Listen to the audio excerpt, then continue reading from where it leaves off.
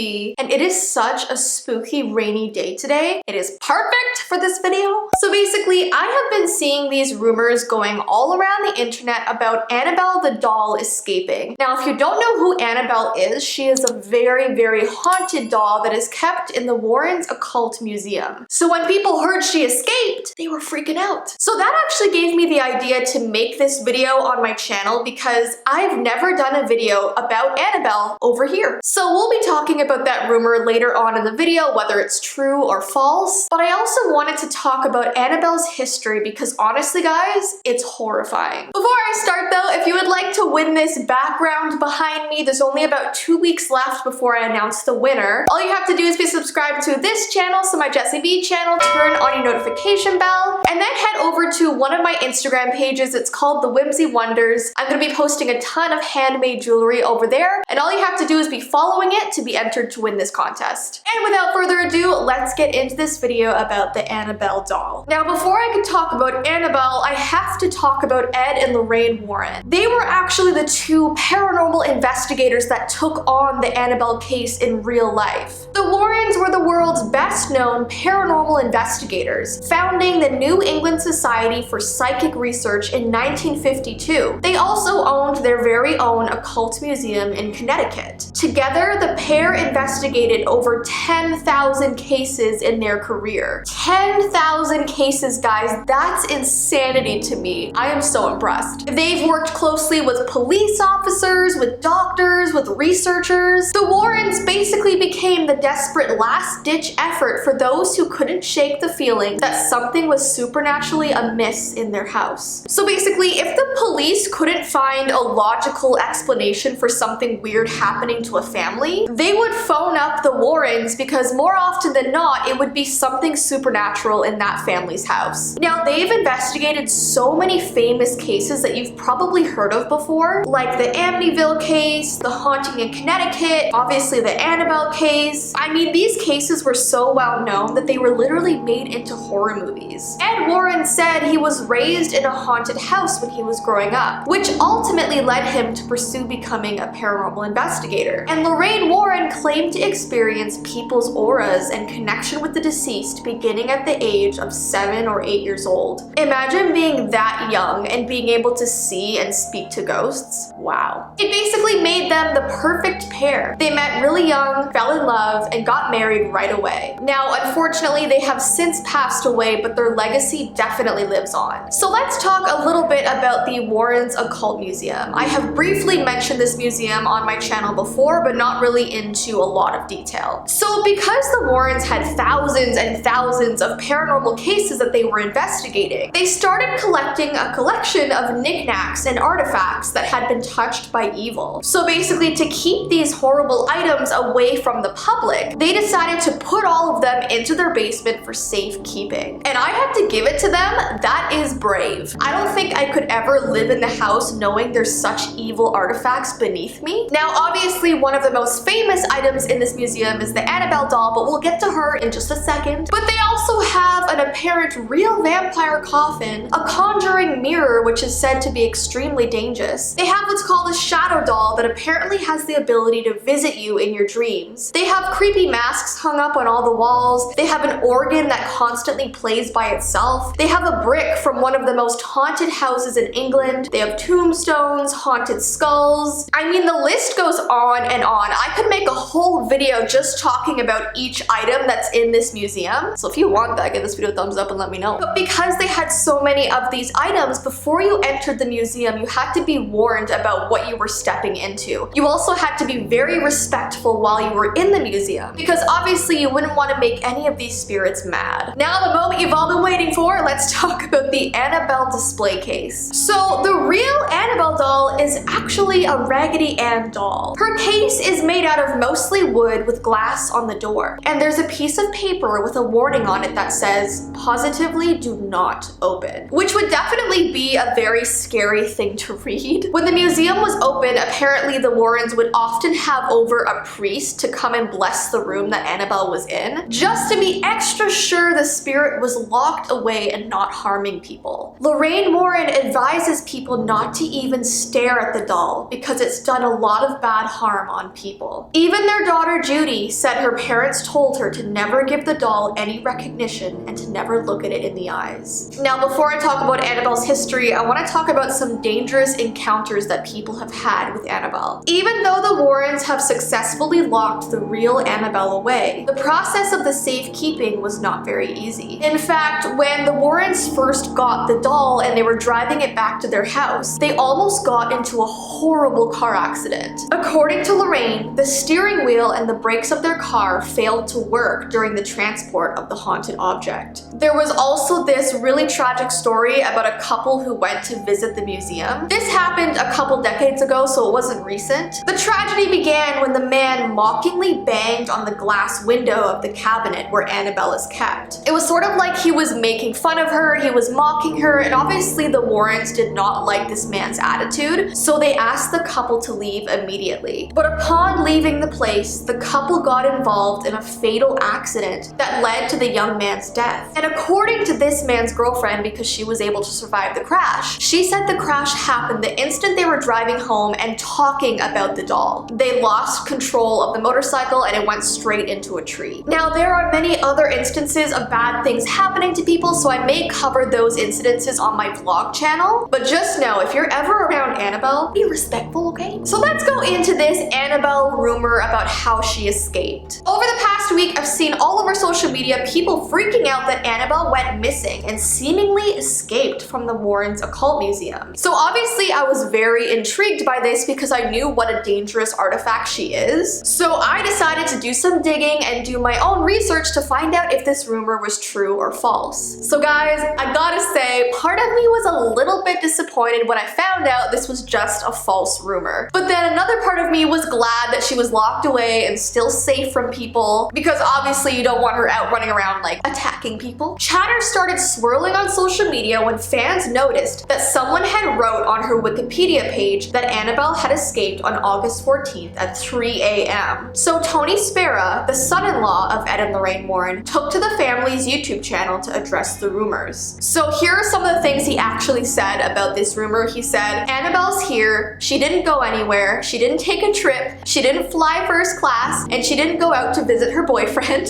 And then he goes over and points to her glass display case and he says, "So here she is, let's put the rumors to rest, guys. I appreciate all the concern. I'd be concerned if Annabelle really did leave because she's nothing to play with." So there you go, guys. She didn't actually escape. People really did think she went missing, as did I when I first saw all of this. So don't worry, she's safely locked away. And lastly, I want to talk about Annabelle's history because I know they did whole entire movies about Annabelle, but her real history is so much more scary. So like I said, the real Annabelle doll is actually a Raggedy Ann doll. And the history of Raggedy Ann dolls goes all the way back to 1915. The story goes that there was this man, and one day his daughter brought him this old rag doll. Now this rag doll was totally plain, it didn't have a face on it, so he took a pen and drew a little face on this Raggedy doll. And as you can imagine, he named it Raggedy Ann, and that was the start of all those dolls. He turned that character into an illustrated children's book in 1918, and soon after, the book made people want the actual doll. And since then, it's one of the most known dolls in the world. It even entered the National Toy Hall of Fame back in 2002. So that's sort of the brief history of Raggedy Ann dolls. So let's get into the specific story about Annabelle. There was this girl named Donna who got Annabelle from her mother in 1970. And the mother bought this used doll at a hobby store. Now, Donna was a college student at the time and she was living with a roommate. And when they first received the doll from the mother, they didn't think it was anything that special. But over time of having this doll, they saw that Annabelle was moving around the house on her own. For example, the girls would leave the apartment with Annabelle on Donna's bed, and they would return home to find it on the couch. And soon Annabelle's actions began getting weirder and weirder. They would leave for the day, and when they got back, they would find this parchment paper all over the house with the words "help me" written on it. One day, Donna even returned from college to find Annabelle sitting on her bed with blood on her hands. So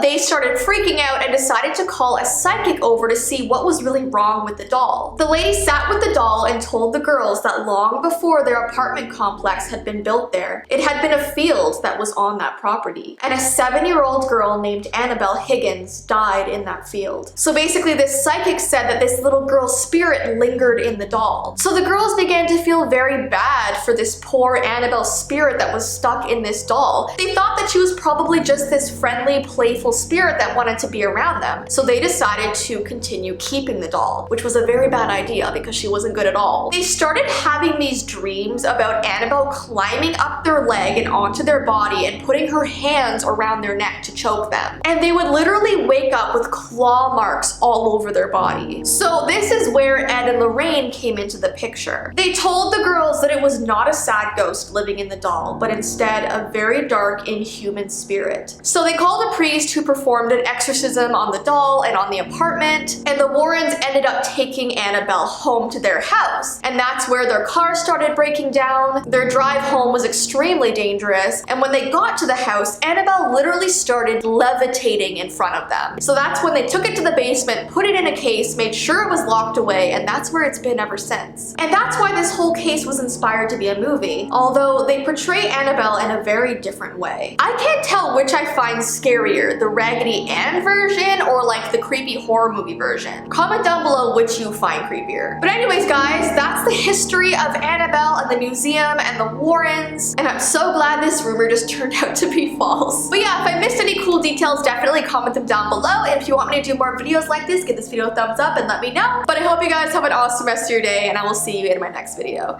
Bye!